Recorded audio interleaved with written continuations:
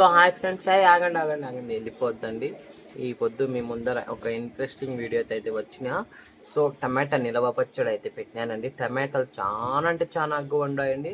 అందుకని 4 కేజీల టమాటా నిలవ పచ్చడి చేసి మీకు చూపించినానండి.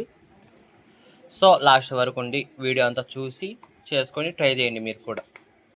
సో ఫ్రెండ్స్ చూడండి, టమాటా పచ్చడి అయితే పెడతానండి. టమాటా కాయలు ఎట్టుండాయో ఎర్రగా. నేను 4 కేజీలు టమాటాలు అయితే తీసుకున్నానండి. ఇట్ట ఒకటిలో 8 అయితే ముక్కలు అయితే చేసి పెట్టేస్తున్నా. రేపు పొద్దున్న నాకు వంట ఉందండి. వంట చేసేసి అప్పుడు దాకా కొంచెం ఎండుతాయని అందుకని నైటే కోసి పెడతానండి నేను. సరే పొద్దున అయితే దీనికి ప్రాసెస్ అయితే చెప్తానండి.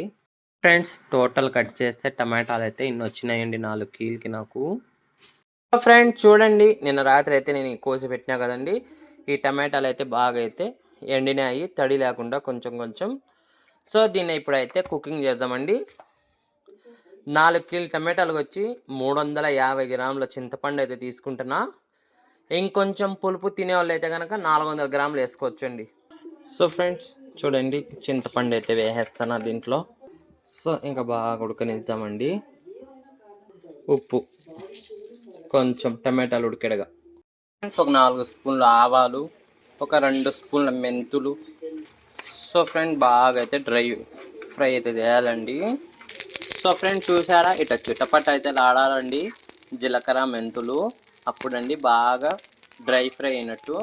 ఫ్రెండ్ చూడండి, టమాటాల చింతపండు అయితే ఉడికింది. ఇట్లా సల్లార్ అయితే తీసేస్తానండి నేను.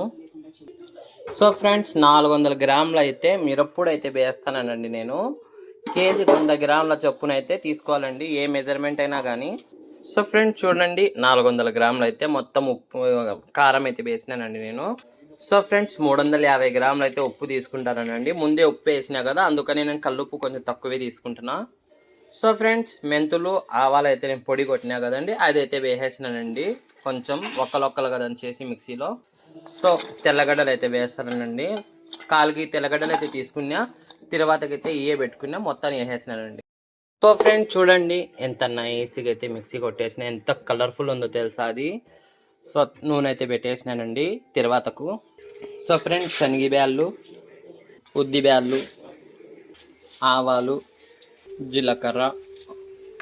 సో బాగా కలబెట్టుకుందామండి. తెల్లగడ్డలు,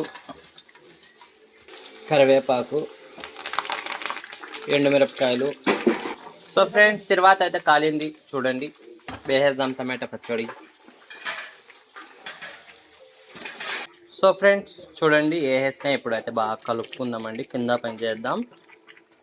సో ఫ్రెండ్స్ చూడండి, టమాటా చట్నీ అయితే బాగా అయితే ఇట్లా ఉడికించుకోవాలండి. నూనె అంతా దాంట్లో పీల్ చేస్తుంది. టమాటా చట్నీ ఉడికినాక నూనె అయితే ఎడిచేస్తుందండి పక్కన, అప్పుడైతే ఉడికినట్టు. సో ఫ్రెండ్స్ బాగా అయితే ఉడికించి పొయ్యి అయితే బంద్ చేసేసినానండి. సో ఇప్పుడైతే ఇది ఎట్టే పెట్టేసి చల్లన్నాక ఈ ట్రబ్బులో అయితే తీసి పక్కన పెట్టేద్దామండి. పద్దనికి నూనె ఎంత అవుతుందో ఇంకా ఎంత పడుతుందో చూసి కవర్ అయితే చేసేస్తానండి నూనె పద్దనికి.